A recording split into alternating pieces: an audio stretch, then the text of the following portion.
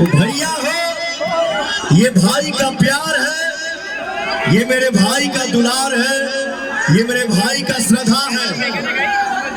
आज मैं अपने बड़े बुजुर्ग माता बहन, हमार भैया चाचा, हमार नौजवान साथी सबके पवनवा पैर छू के प्रणाम करता है। ताली बजा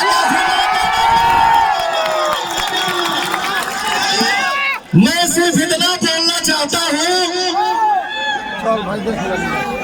कि कल यहाँ की जनता का जो दिल में दर्द था, जो तकलीफ था, जो दुख था, उसके बारे में कोई चर्चा नहीं थी।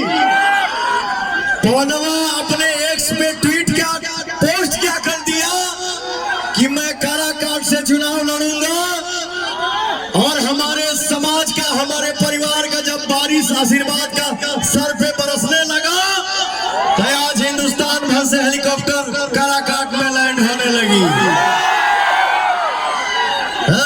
ऑफर भी मिला था, व्यवस्था भी